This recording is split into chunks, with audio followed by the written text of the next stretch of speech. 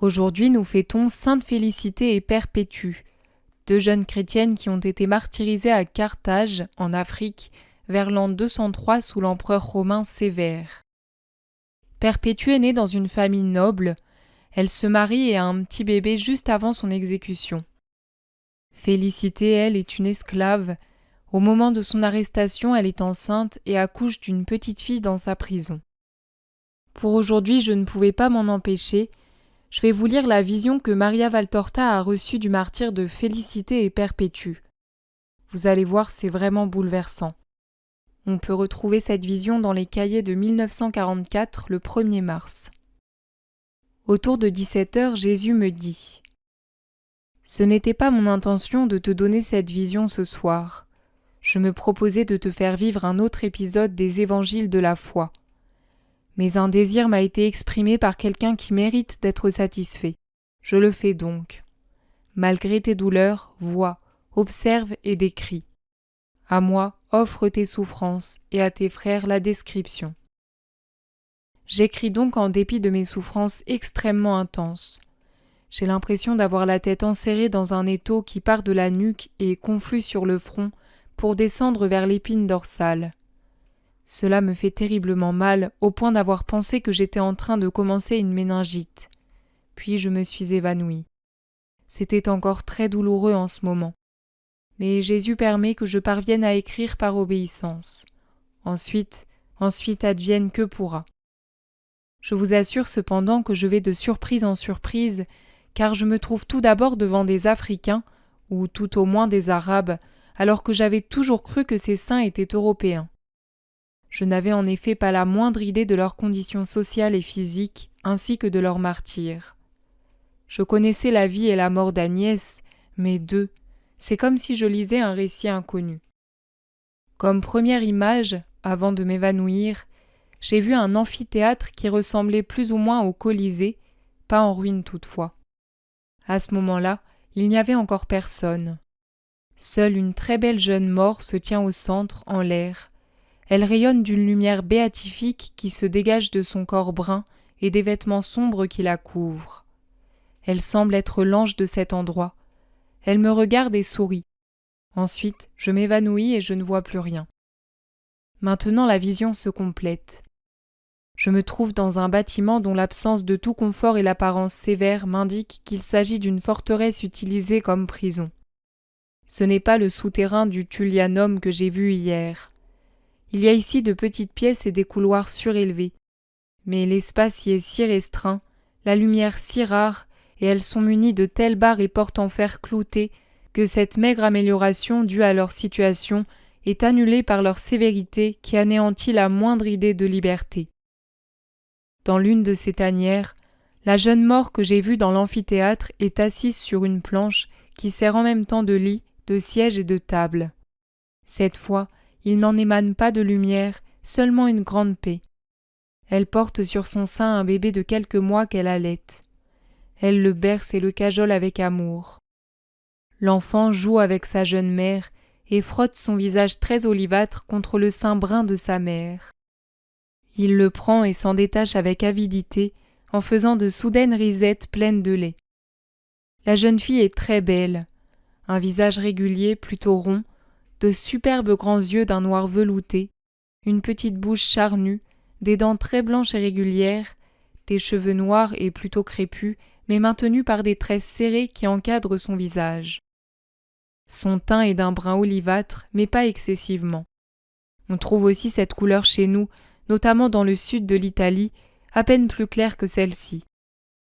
Lorsqu'elle se lève pour endormir son bébé en parcourant la cellule de long en large, je me rends compte qu'elle est grande. Elle a des formes gracieuses, certes pas exagérément, mais enfin elle a un corps bien modelé. Son port rempli de dignité lui donne l'air d'une reine. Elle porte un vêtement simple, presque aussi sombre que sa peau, qui lui tombe en légers plis sur le corps. Un vieillard entre, mort lui aussi. Pour ce faire, le geôlier lui ouvre la porte lourde puis se retire. La jeune fille se retourne et sourit. Le vieillard la regarde et pleure. Pendant quelques minutes, il reste ainsi. Puis la peine du vieillard déborde. En hoquetant, il supplie sa fille d'avoir pitié de sa souffrance. « Ce n'est pas pour cela, lui dit-il, que je t'ai engendré. Je t'ai aimé plus que tous mes enfants, toi la joie et la lumière de ma maison. Et maintenant tu veux mourir et faire mourir ton pauvre père, qui sent son cœur se briser sous la douleur que tu lui causes. Ma fille, voici des mois que je te supplie. Tu as voulu résister et tu as connu la prison, toi qui es née dans l'aisance. J'avais plié l'échine devant les puissants pour t'obtenir de rester chez toi, bien que prisonnière. J'avais promis au juge de te faire céder à mon autorité paternelle. Actuellement, il se moque de moi parce qu'il voit que tu n'en as eu cure. Ce n'est pas cela que devrait t'apprendre la doctrine que tu prétends parfaite. Quel est donc ce Dieu que tu suis qui t'inculque de ne pas respecter ton père, de ne pas l'aimer? Car si tu m'aimais, tu ne me ferais pas tellement souffrir. Ton obstination, qui n'est même pas vaincue par la pitié pour cet homme innocent, t'a valu d'être arraché à la maison et enfermé dans cette prison. Or, il n'est plus question de prison désormais, mais de mort, d'une mort atroce. Pourquoi? Pour qui? Pour qui veux-tu mourir? Ton Dieu a-t-il donc besoin de ton sacrifice, et même de notre sacrifice, le mien et celui de ce petit être qui n'aura plus de mère? Ton sang et mes larmes sont-ils donc nécessaires à la réalisation de son triomphe? Comment cela se peut-il? La bête sauvage aime ses petits, et plus elle les a portés sur son sein, plus elle les aime. Cela je l'ai aussi espéré. C'est pourquoi je t'avais obtenu de pouvoir nourrir ton enfant. Mais tu refuses de changer d'idée. Après l'avoir nourri, réchauffé, servi d'oreiller à son sommeil, voici maintenant que tu le repousses, que tu l'abandonnes sans aucun regret. Je ne te prie pas pour moi, mais en son nom. Tu n'as pas le droit d'en faire un orphelin. Ton Dieu n'a pas le droit de faire cela. Comment puis-je le croire meilleur que les nôtres s'il exige ces sacrifices cruels? Tu me pousses à le détester, à le maudire toujours plus. Mais non, que dis-je? Ô Perpétue, pardonne-moi. Pardonne à ton vieux père que la douleur rend fou. Veux-tu donc que j'aime ton Dieu? Je l'aimerai plus que moi-même, mais reste avec nous. Dis au juge que tu cèdes. Ensuite, tu aimeras n'importe quel dieu de la terre comme tu voudras. Tu feras de ton père ce que tu veux. Je ne t'appellerai plus ma fille, je ne serai plus ton père, je serai ton serviteur, ton esclave et toi ma maîtresse.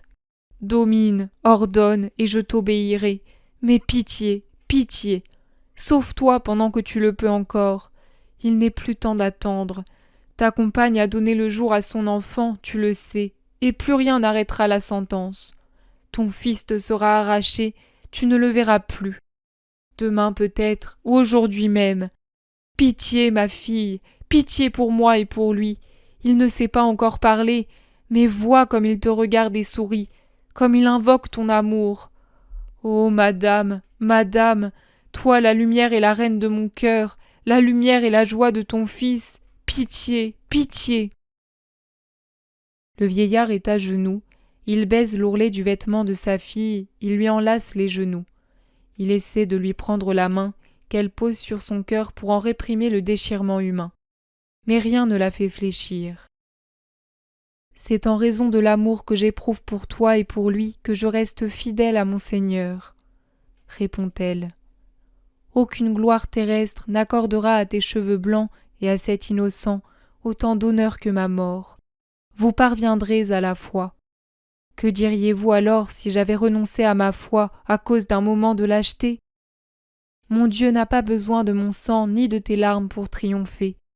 Mais toi, tu en as besoin pour parvenir à la vie et cet innocent pour y rester. En échange de la vie que tu m'as donnée et de la joie qu'il m'a apportée, je vous obtiens la vie véritable, éternelle et bienheureuse. Non, mon Dieu n'enseigne pas à manquer à l'amour envers parents et enfants. Mais il s'agit de l'amour véritable.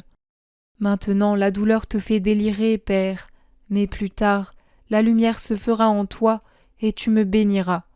Du ciel, je te l'apporterai. Quant à cet innocent, ce n'est pas que je l'aime moins, maintenant que je me suis fait vider de mon sang pour le nourrir. Si la cruauté païenne n'était pas tournée contre nous, les chrétiens, J'aurais été pour lui la plus aimante des mères, et il aurait été le but de ma vie. Mais Dieu est plus grand que la chair née de moi, et l'amour qui doit lui être donné est infiniment plus grand. Même au nom de la maternité, je ne peux faire passer l'amour pour lui après celui pour une créature. Non, tu n'es pas l'esclave de ta fille, je suis toujours ta fille, et je t'obéis en toutes choses, excepté en ceci, renoncer au vrai Dieu pour toi. Laisse s'accomplir la volonté des hommes, et si tu m'aimes, suis-moi dans la foi. C'est là que tu retrouveras ta fille pour toujours, car la vraie foi ouvre l'accès au paradis. Or le saint pasteur m'a déjà souhaité la bienvenue dans son royaume. À ce moment, la vision change. Je vois entrer d'autres personnages dans la cellule, 3 hommes et une très jeune femme. Ils s'embrassent et s'étreignent les uns les autres. Les geôliers entrent eux aussi pour enlever son fils à Perpétue. Elle vacille comme si un coup l'avait atteinte, mais elle se reprend. Sa compagne la réconforte. « Moi aussi j'ai déjà perdu mon enfant, mais il n'est pas perdu. Dieu a été bon envers moi. Il m'a accordé de le mettre au monde pour lui, et son baptême s'orne de mon sang. C'était une petite fille, belle comme une fleur. Le tien aussi est beau, Perpétue. Mais pour vivre en Christ, ces fleurs ont besoin de notre sang. Nous leur donnerons ainsi 2 fois la vie. » Perpétue prend le petit qu'elle avait posé sur la couche et qui dort rassasié et content. Après lui avoir donné un léger baiser pour ne pas l'éveiller, elle le tend à son père.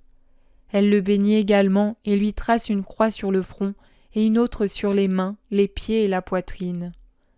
Ses doigts sont baignés des larmes qui lui coulent des yeux.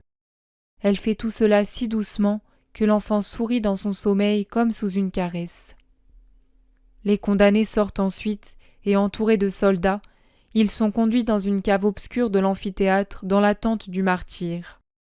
Les heures se passent à prier, à chanter des hymnes sacrés et à s'exhorter mutuellement à l'héroïsme. Il me semble maintenant me trouver moi aussi dans l'amphithéâtre que j'ai déjà vu. Il est rempli d'une foule à la peau bronzée pour la plupart. Toutefois, il y a aussi bon nombre de Romains. Sur les gradins, la foule gronde et s'agite. La lumière est intense malgré le voile tendu du côté du soleil. Les 6 martyrs sont introduits dans l'arène, en file. J'ai l'impression que des jeux cruels y ont déjà eu lieu, car elle est tachée de sang. La foule siffle et insulte. Perpétue en tête, ils entrent en chantant. Ils s'arrêtent au centre de l'arène et l'un des 6 se tourne vers la foule. « Vous feriez mieux de faire preuve de courage en nous suivant dans la foi, et nous en insultant des êtres sans défense qui répondent à votre haine en priant pour vous et en vous aimant. Les verges avec lesquelles vous nous avez fouettés, la prison, les tortures, le fait d'avoir arraché leur enfant à 2 mères, tout cela ne fait pas changer notre cœur. Vous mentez, vous qui prétendez être civilisés, mais attendez qu'une femme accouche pour la tuer ensuite dans son corps et dans son cœur, en la séparant de son enfant.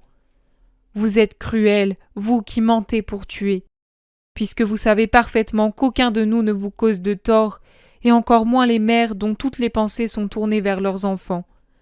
Non, rien ne fait changer notre cœur, ni pour ce qui est de l'amour de Dieu, ni pour ce qui est de l'amour du prochain. C'est 3 fois, 7 fois, 100 fois que nous donnerions notre vie pour notre Dieu et pour vous, afin que vous en veniez à l'aimer. C'est donc pour vous que nous prions, tandis que le ciel s'ouvre au-dessus de nous. Notre Père, qui es aux cieux. » À genoux, les 6 martyrs prient.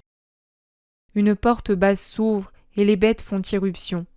Bien qu'elles paraissent être des bolides tant leur course est rapide, il me semble qu'il s'agit de taureaux ou de buffles sauvages.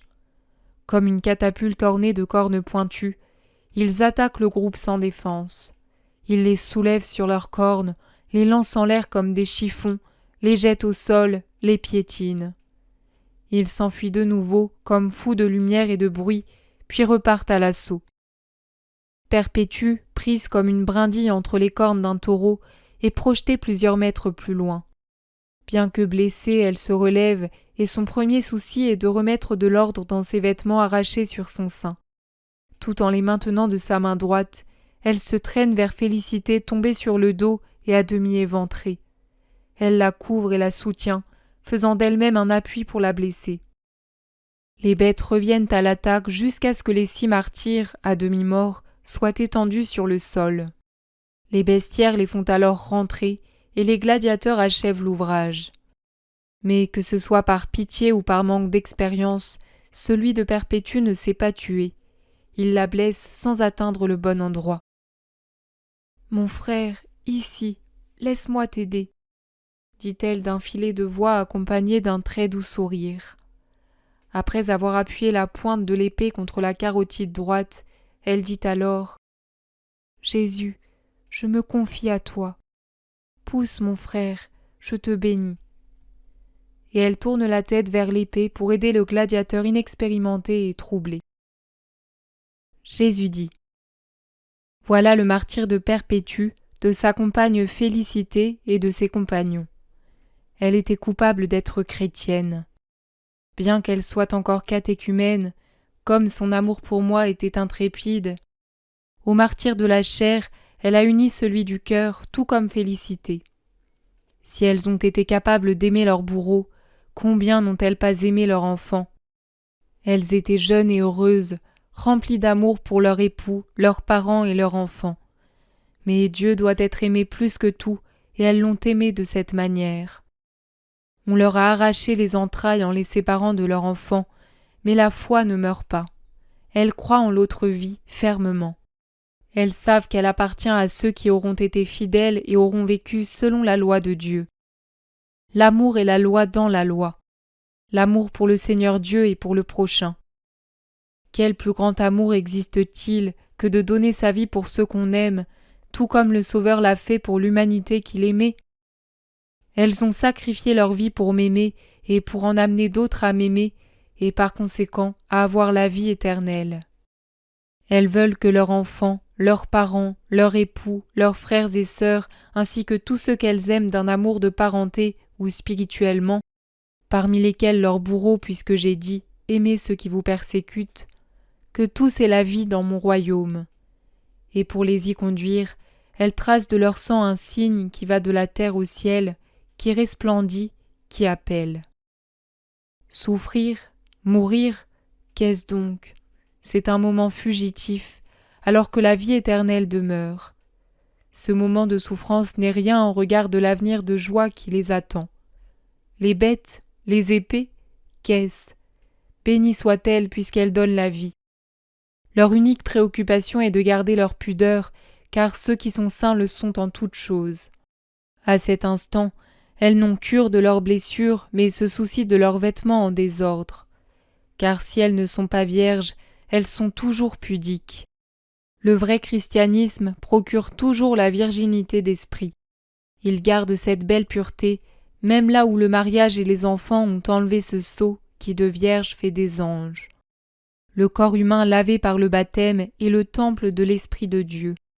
Il ne doit donc pas être violé par des modes inconvenantes ou des vêtements impudiques. De la femme, notamment de celle qui ne se respecte pas elle-même, rien ne peut provenir d'autre qu'une descendance dévergondée et une société corrompue dont Dieu se retire et dans laquelle Satan laboure et sème ses tourments qui vous portent au désespoir.